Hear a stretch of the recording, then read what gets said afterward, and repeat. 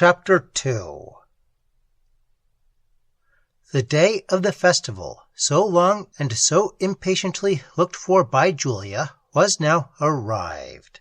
All the neighbouring nobility were invited, and the gates of the castle were thrown open for a general rejoicing. A magnificent entertainment, consisting of the most luxurious and expensive dishes, was served in the halls. Soft music floated along the vaulted roofs, the walls were hung with decorations, and it seemed as if the wand of a magician had suddenly metamorphosed this once gloomy fabric into the palace of a fairy. The Marquis, notwithstanding the gaiety of the scene, frequently appeared abstracted from its enjoyments, and in spite of all his efforts at cheerfulness, the melancholy of his heart was visible in his countenance. In the evening there was a grand ball. The Marchioness, who was still distinguished for her beauty and for the elegance of her manners, appeared in the most splendid attire. Her hair was ornamented with the profusion of jewels, but was so disposed as to give an air rather of voluptuousness than of grace to her figure. Although conscious of her charms, she beheld the beauty of Emilia and Julia with a jealous eye, and was compelled secretly to acknowledge that the simple elegance with which they were adorned was more enchanting than all the studied artifice of splendid decoration. They were dressed alike in light Sicilian habits, and the beautiful luxuriance of their flowing hair was restrained only by bandelettes of pearl. The ball was opened by Ferdinand and the Lady Matilda Constanza. Emilia danced with the young Marquis della Fazelli, and acquitted herself with the ease and dignity so natural to her. Julia experienced a various emotion of pleasure and fear when the Count de Vereza, in whom she recollected the cavalier she had observed from the window, led her forth. The grace of her step and the elegant symmetry of her figure raised in the assembly a gentle murmur of applause, and the soft blush which now stole over her cheek gave an additional charm to her appearance. But when the music changed, and she danced to the soft Sicilian measure, the airy grace of her movement and the unaffected tenderness of her air sunk attention into silence, which continued for some time after the dance had ceased. The Marchioness observed the general admiration with seeming pleasure and secret uneasiness. She had suffered a very painful solicitude when the Count de Vereza selected her for his partner in the dance, and she pursued him through the evening with an eye of jealous scrutiny. Her bosom, which before glowed only with love, was now torn by the agitation of other passions more violent and destructive. Her thoughts were restless, her mind wandered from the scene before her, and it required all her address to preserve an apparent ease. She saw, or fancied she saw, an impassioned air in the Count when he addressed himself to Julia that corroded her heart with jealous fury.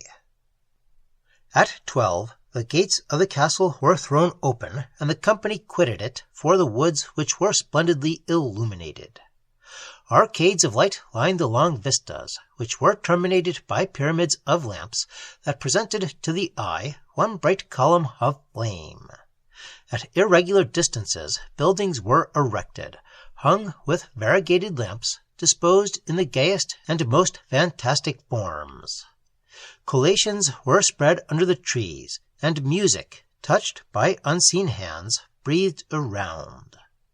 The musicians were placed in the most obscure and embowered spots so as to elude the eye and strike the imagination. The scene appeared enchanting. Nothing met the eye but beauty and romantic splendor. The ear received no sounds but those of mirth and melody. The younger part of the company formed themselves into groups, which at intervals glanced through the woods and were again unseen. Julia seemed the magic queen of the place. Her heart dilated with pleasure, and diffused over her features an expression of pure and complacent delight. A generous, frank, and exalted sentiment sparkled in her eyes and animated her manner. Her bosom glowed with benevolent affections. and she seemed anxious to impart to all around her a happiness as unmixed as that she experienced. Wherever she moved, admiration followed her steps. Ferdinand was as gay as the scene around him. Emilia was pleased, and the Marquis seemed to have left his melancholy in the castle. The Marchioness alone was wretched. She supped with a select party in a pavilion on the seashore, which was fitted up with peculiar elegance. It was hung with white silk, drawn up in festoons, and richly fringed with gold.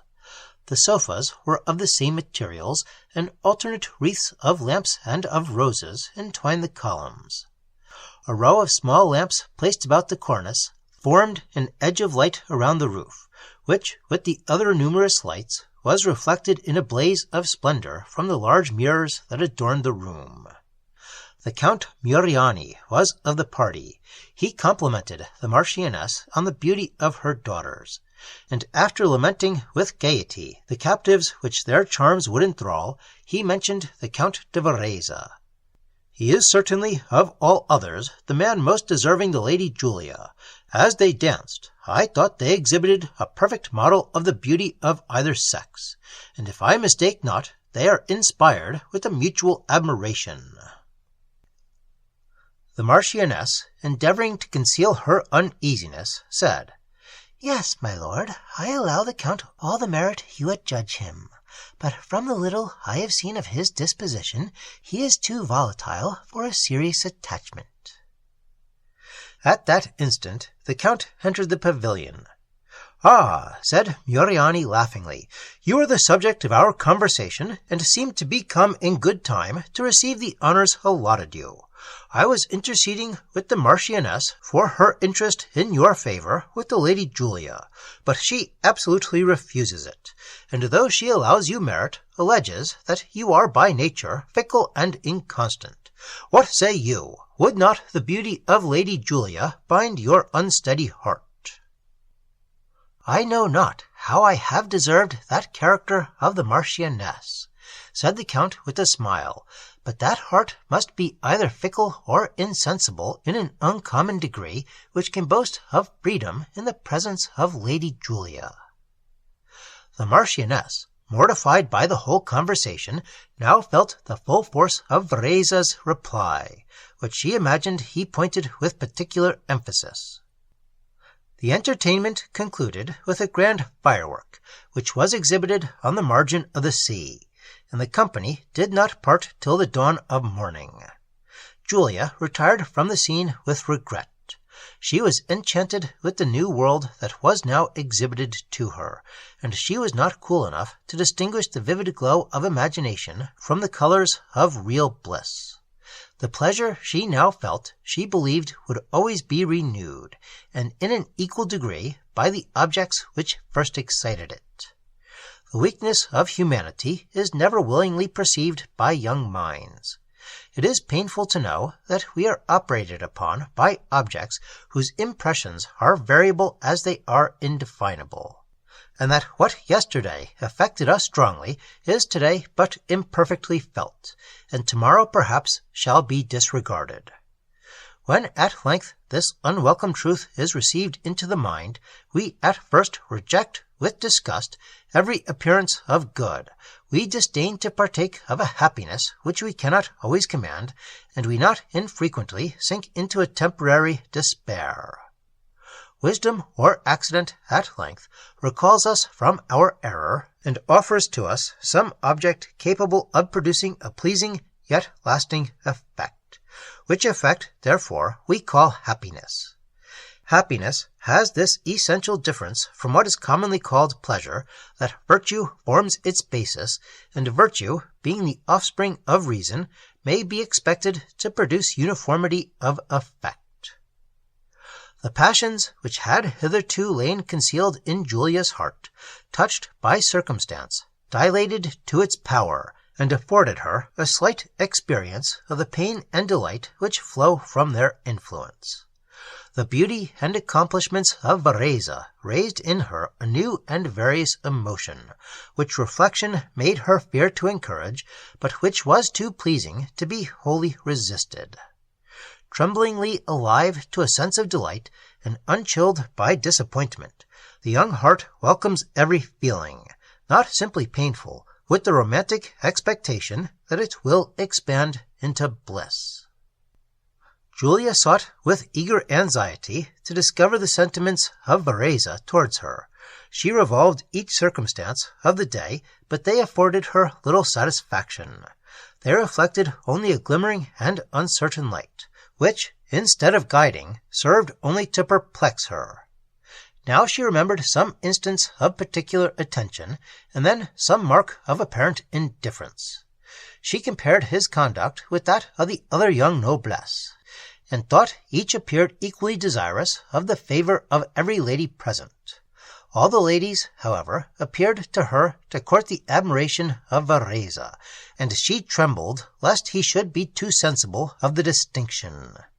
She drew from these reflections no positive inference, and though distrust rendered pain the predominant sensation, it was so exquisitely interwoven with delight that she could not wish it exchanged for her former ease.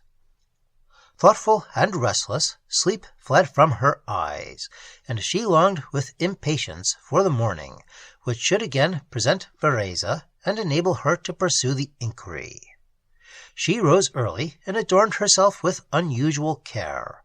In her favourite closet she awaited the hour of breakfast, and endeavoured to read, but her thoughts wandered from the subject.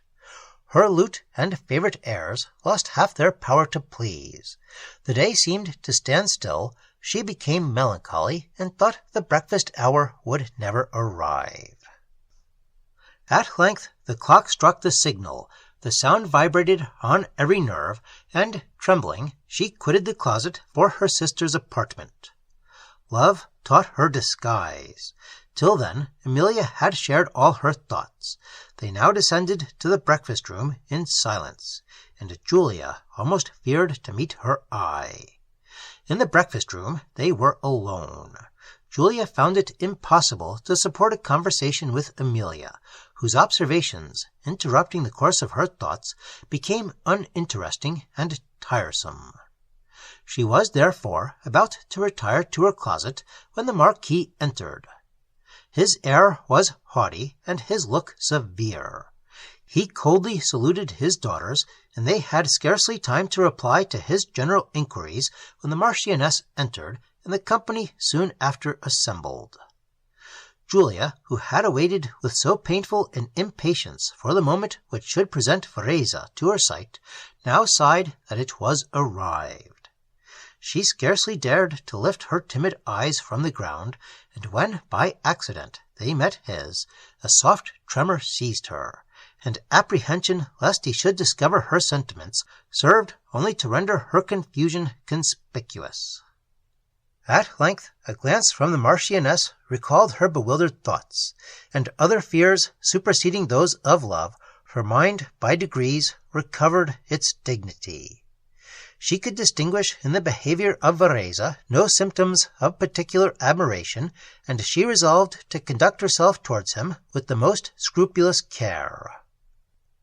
This day, like the preceding one, was devoted to joy. In the evening there was a concert, which was chiefly performed by the nobility.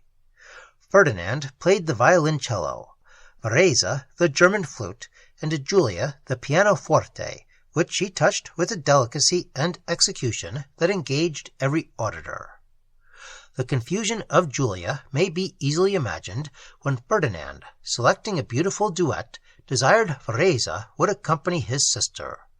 The pride of conscious excellence, however, quickly overcame her timidity and enabled her to exert all her powers. The air was simple and pathetic, and she gave it those charms of expression so peculiarly her own. She struck the chords of her pianoforte in beautiful accompaniment, and towards the close of the second stanza, her voice resting on one note, swelled into a tone so exquisite, and from thence descended to a few simple notes, which she touched with such impassioned tenderness, that every eye wept to the sounds. The breath of the flute trembled, and Hippolitus, entranced, forgot to play. A pause of silence ensued at the conclusion of the piece, and continued till a general sigh seemed to awaken the audience from their enchantment. Amid the general applause, Hippolitus was silent. Julia observed his behavior, and, gently raising her eyes to his, there read the sentiments which she had inspired. An exquisite emotion thrilled her heart, and she experienced one of those rare moments which illuminate life with a ray of bliss, by which the darkness of its general shade is contrasted. Care, doubt, every disagreeable sensation vanished, and for the remainder of the evening she was conscious only of delight. A timid respect marked the manner of Hippolitus, more flattering to Julia than the most ardent professions. That evening concluded with the ball, and Julia was again the partner of the Count. When the ball broke up, she retired to her apartment, but not to sleep.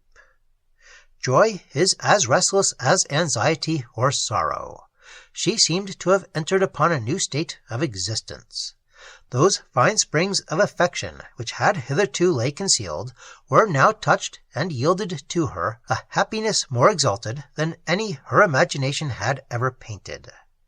She reflected on the tranquillity of her past life, and comparing it with the emotions of the present hour, exulted in the difference. All her former pleasures now appeared insipid.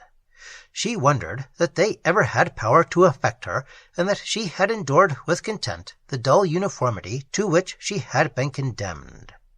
It was now only that she appeared to live. Absorbed in the single idea of being beloved, her imagination soared into the regions of romantic bliss, and bore her high above the possibility of evil. Since she was beloved by Hippolitus, she could only be happy. From this state of entranced delight, she was awakened by the sound of music immediately under her window. It was a lute touched by a masterly hand. After a wild and melancholy symphony, a voice of more than magic expression swelled into an air so pathetic and tender that it seemed to breathe the very soul of love. The chords of the lute were struck in low and sweet accompaniment. Julia listened and distinguished the following words. Still is the night breeze, not a lonely sound steals through the silence of this dreary hour. O'er these high battlements sleep reigns profound, and sheds on all his sweet oblivious power. On all but me I vainly ask his dues, to steep in short forgetfulness my cares. The affrighted god still flies when love pursues, still denies the wretched lover's prayers. An interval of silence followed, and the air was repeated, after which the music was heard no more. If before Julia believed that she was loved by Hippolitus, she was now confirmed in the sweet reality.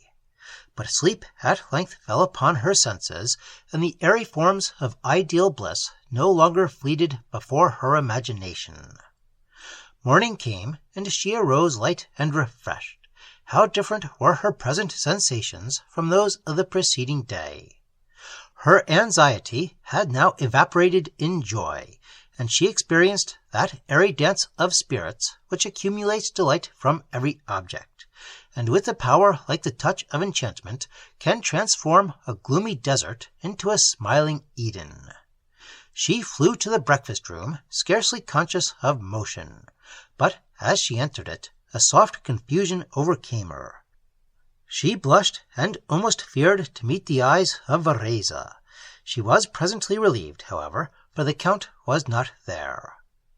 The company assembled, Julia watched the entrance of every person with painful anxiety, but he for whom she looked did not appear.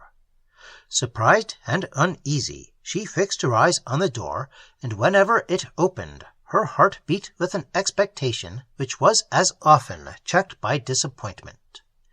In spite of all her efforts, her vivacity sunk into languor, and she then perceived that love may produce other sensations than those of delight. She found it possible to be unhappy, though loved by Hippolitus, and acknowledged with a sigh of regret, which was yet new to her, how tremblingly her peace depended upon him. He neither appeared nor was mentioned at breakfast, but though delicacy prevented her inquiring after him, conversation soon became irksome to her, and she retired to the apartment of Madame de Menin. There she employed herself in painting, and endeavoured to beguile the time till the hour of dinner, when she hoped to see Hippolitus. Madame was, as usual, friendly and cheerful, but she perceived a reserve in the conduct of Julia, and penetrated without difficulty into its cause. She was, however, ignorant of the object of her pupil's admiration. The hour so eagerly desired by Julia at length arrived, and with a palpitating heart she entered the hall. The Count was not there, and in the course of conversation she learned that he had that morning sailed for Naples. The scene which so lately appeared enchanting to her eyes now changed its hue, and in the midst of society, and surrounded by gaiety, she was solitary and dejected. She accused herself of having suffered her wishes to mislead her judgment, and the present conduct of Hippolitus convinced her that she had mistaken admiration for a sentiment more tender. She believed, too, that the musician who had addressed her in his sonnet was not the Count, and thus at once was dissolved all the ideal fabric of her happiness. How short a period often reverses the character of our sentiments, rendering that which yesterday we despised, today desirable.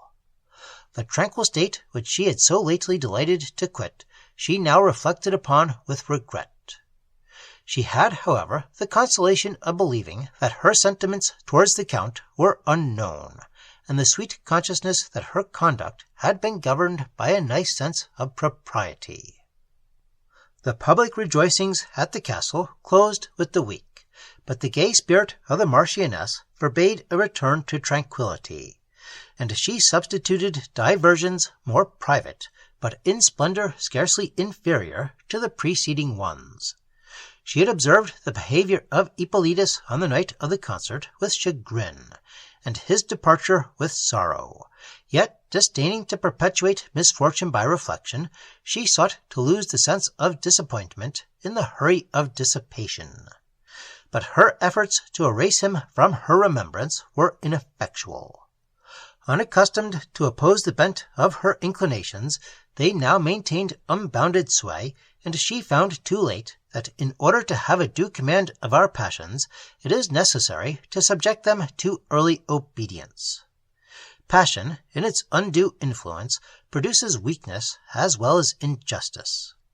The pain which now recoiled upon her heart from disappointment she had not strength of mind to endure, and she sought relief from its pressure in afflicting the innocent.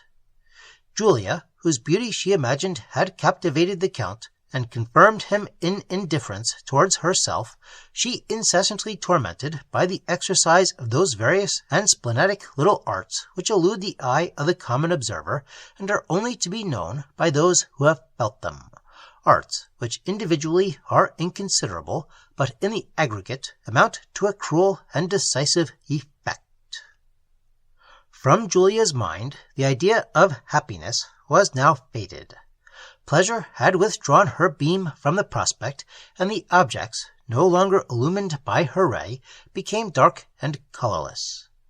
As often as her situation would permit, she withdrew from society, and sought the freedom of solitude, where she could indulge in melancholy thoughts, and give a loose to that despair which is so apt to follow the disappointment of our first hopes. Week after week elapsed, yet no mention was made of returning to Naples. The Marquis at length declared it his intention to spend the remainder of the summer in the castle. To this determination the Marchioness submitted with decent resignation, for she was here surrounded by a crowd of flatterers, and her invention supplied her with continual diversions. That gaiety which rendered Naples so dear to her glittered in the woods of Mazzini, and resounded through the castle. The apartments of Madame de Menin were spacious and noble. The windows opened upon the sea and commanded a view of the Straits of Messina, bounded on one side by the beautiful shores of the Isle of Sicily and on the other by the high mountains of Calabria. The straits, filled with vessels whose gay streamers glittered to the sunbeam, presented to the eye an ever-moving scene. The principal room opened upon a gallery that overhung the grand terrace of the castle, and it commanded a prospect which, for beauty and extent, had seldom been equalled. These were formerly considered the chief apartments of the castle, and when the Marquis quitted them for Naples, were allotted for the residence of Madame de Menin and her young charge. The Marchioness, struck with the prospect which the windows afforded, and with the pleasantness of the gallery, determined to restore the rooms to their former splendor.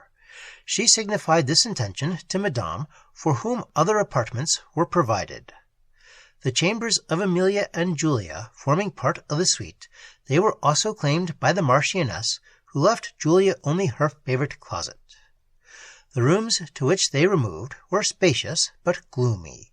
They had been for some years uninhabited, and though preparations had been made for the reception of their new inhabitants, an air of desolation reigned within them that inspired melancholy sensations.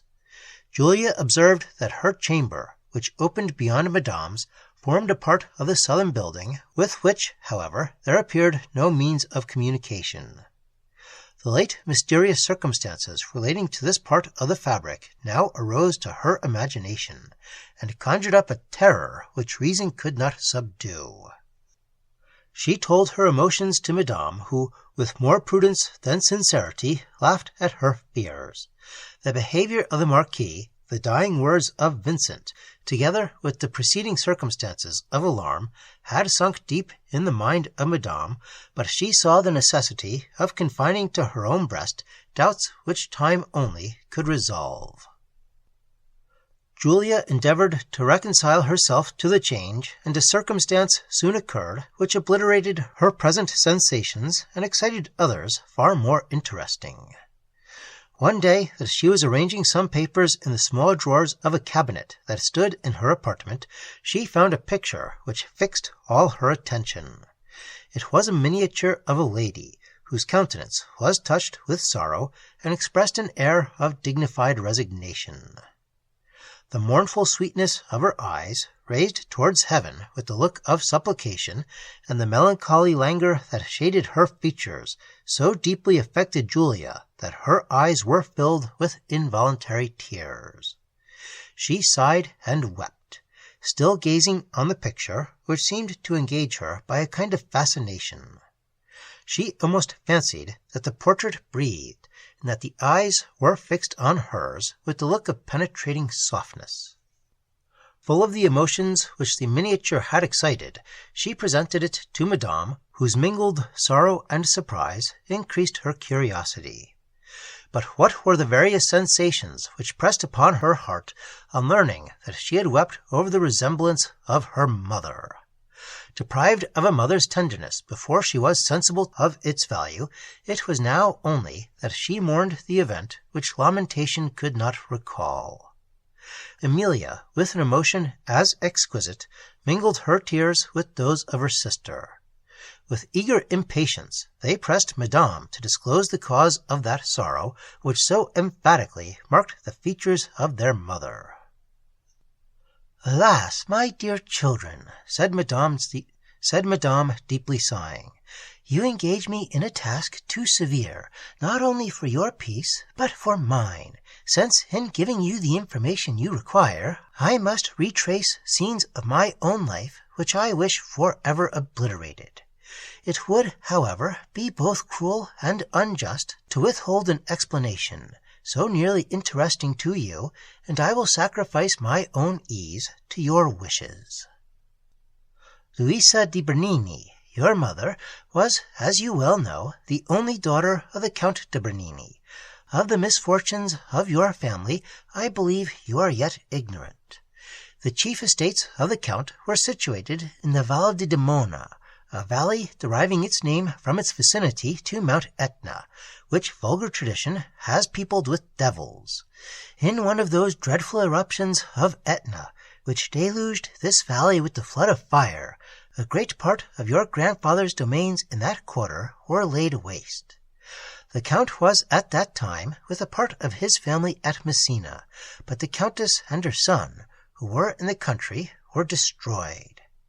The remaining property of the Count was proportionally inconsiderable, and the loss of his wife and son deeply affected him. He retired with Louisa, his only surviving child, who was then near 15, to a small estate near Catania. There was some degree of relationship between your grandfather and myself, and your mother was attached to me by the ties of sentiment, which, as we grew up, united us still more strongly than those of blood. Our pleasures and our tastes were the same, and a similarity of misfortunes might perhaps contribute to cement our early friendship. I, like herself, had lost a parent in the eruption of Etna. My mother had died before I understood her value, but my father, whom I revered and tenderly loved, was destroyed by one of those terrible events. His lands were buried beneath the lava, and he left an only son and myself to mourn his fate, and encounter the evils of poverty. The Count, who was our nearest surviving relation, generously took us home to his house, and declared that he considered us as his children.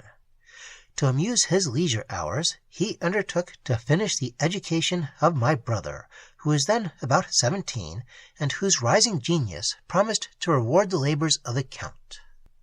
Louisa and myself often shared the instruction of her father, and at these hours Orlando was generally of the party.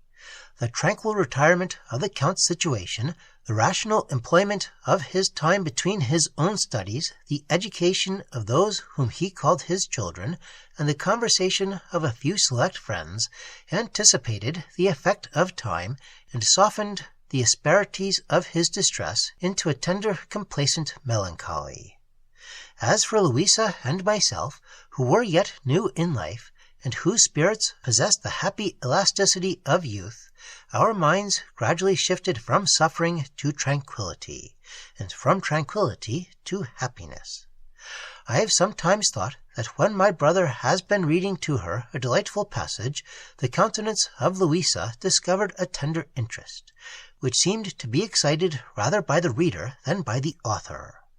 These days, which were surely the most enviable of our lives, now passed in serene enjoyments and in continual gradations of improvement.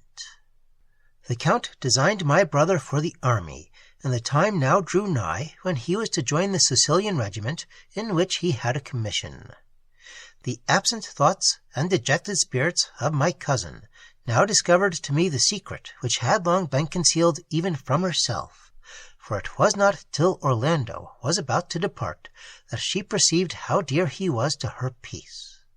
On the eve of his departure, the Count lamented, with fatherly yet manly tenderness, the distance which was soon to separate us. "But we shall meet again," said he, "when the honors of war shall have rewarded the bravery of my son." Louisa grew pale. A half-suppressed sigh escaped her, and, to conceal her emotion, she turned to her harpsichord. My brother had a favorite dog, which, before he set off, he presented to Louisa, and, committing it to her care, begged she would be kind to it, and sometimes remember its master. He checked his rising emotion, but, as he turned from her, I perceived the tear that wetted his cheek. He departed, and with him the spirit of our happiness seemed to evaporate.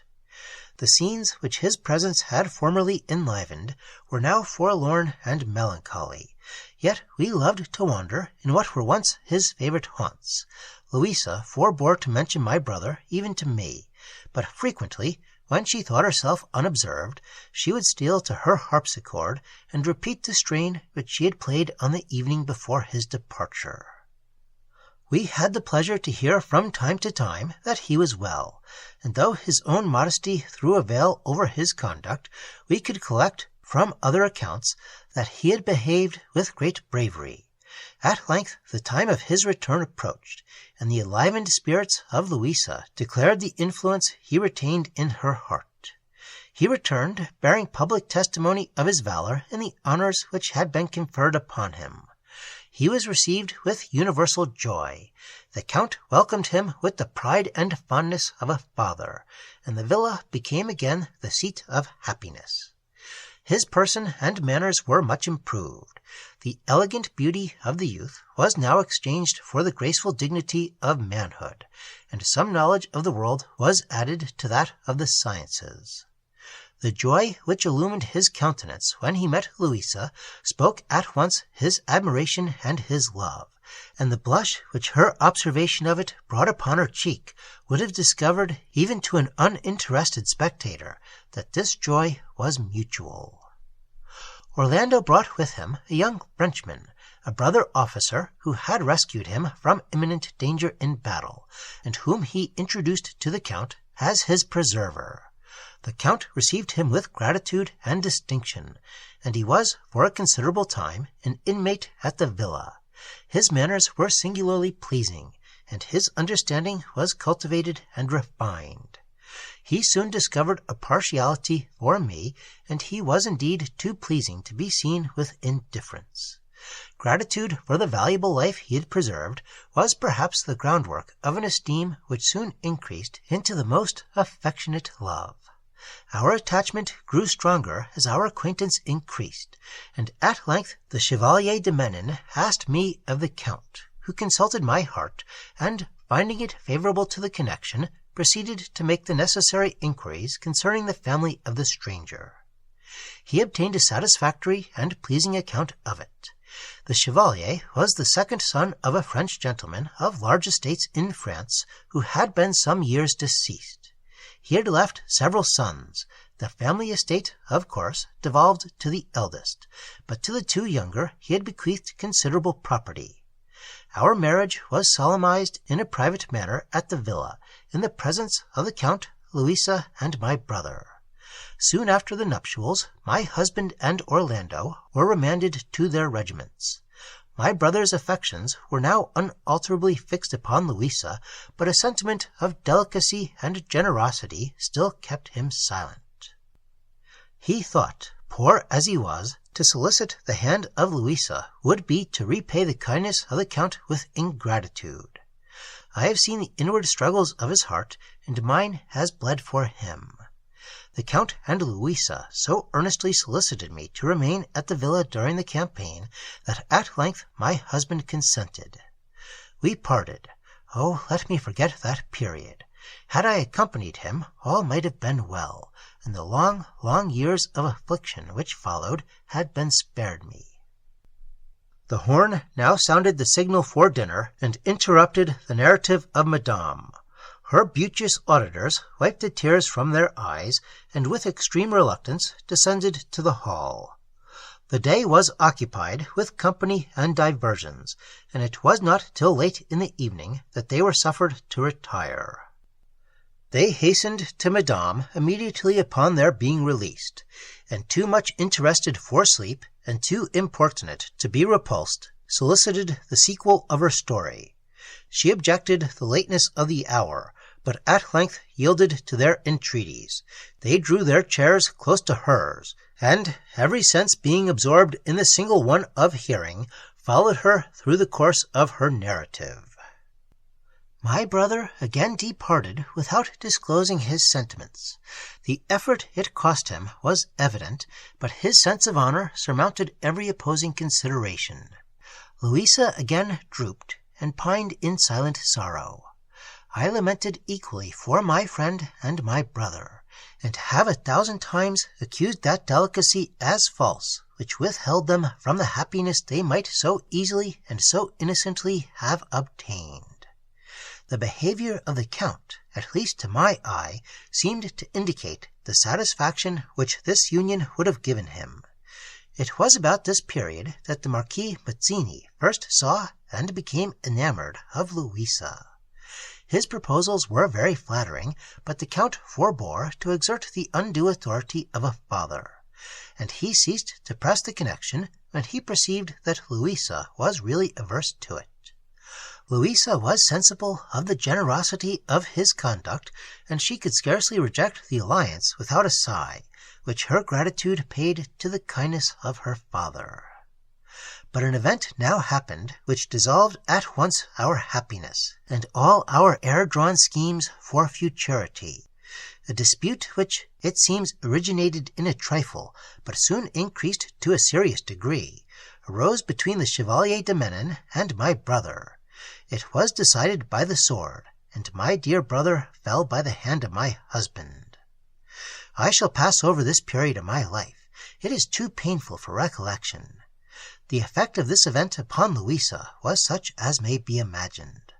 The world was now become indifferent to her, and as she had no prospect of happiness for herself, she was unwilling to withhold it from her father, who had deserved so much of her.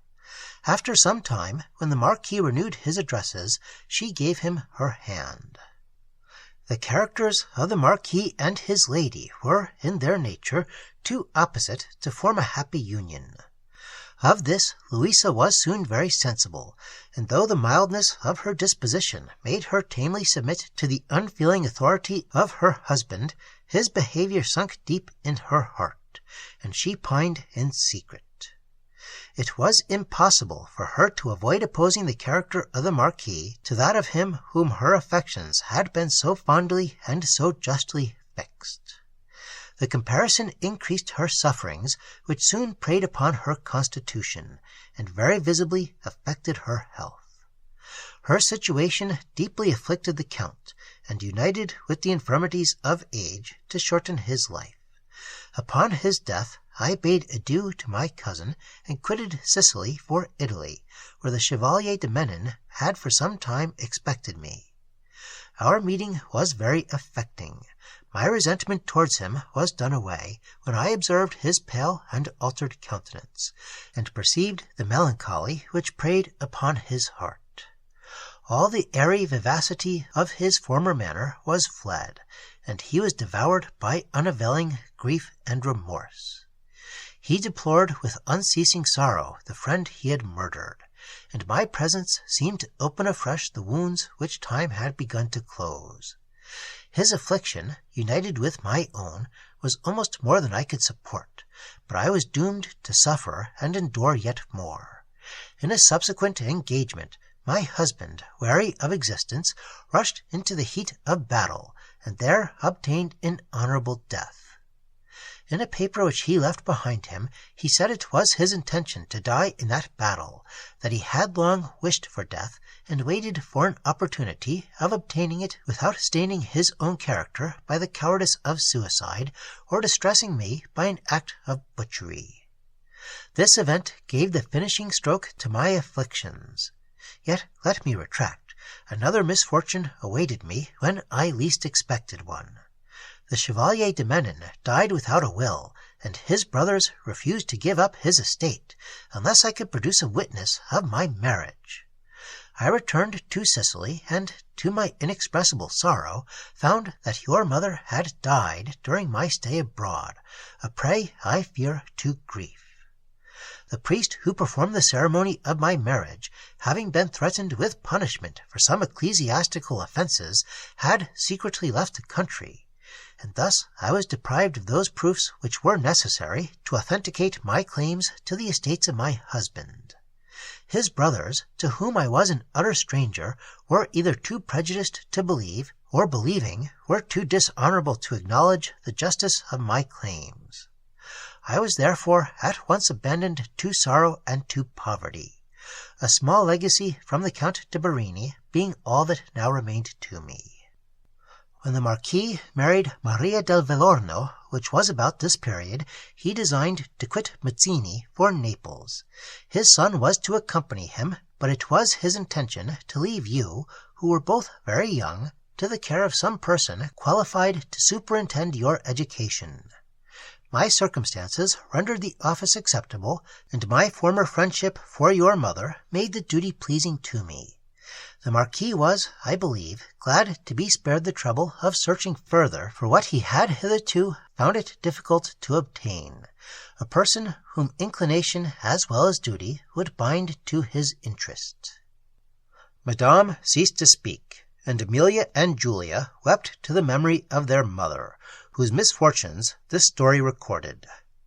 The sufferings of Madame, together with her former friendship for the late Marchioness, endeared her to her pupils, who, from this period, endeavoured by every kind and delicate attention to obliterate the traces of her sorrows. Madame was sensible of this tenderness, and it was productive in some degree of the effect desired. But a subject soon after occurred, which drew off their minds from the consideration of their mother's fate to a subject more wonderful and equally interesting. One night that Emilia and Julia had been detained by company in ceremonial restraint, later than usual, they were induced by the easy conversation of Madame, and by the pleasure which a return to liberty naturally produces, to defer the hour of repose till the night was far advanced. They were engaged in interesting discourse, when Madame, who was then speaking, was interrupted by a low, hollow sound, which arose from beneath the apartment, and seemed like the closing of a door. Chilled into a silence, they listened and distinctly heard it repeated. Deadly ideas crowded upon their imaginations, and inspired a terror which scarcely allowed them to breathe. The noise lasted only for a moment, and a profound silence soon ensued. Their feelings at length relaxed, and suffered them to move to Emilia's apartment, when again they heard the same sounds. Almost distracted with fear, they rushed into Madame's apartment, where Emilia sunk upon the bed and fainted.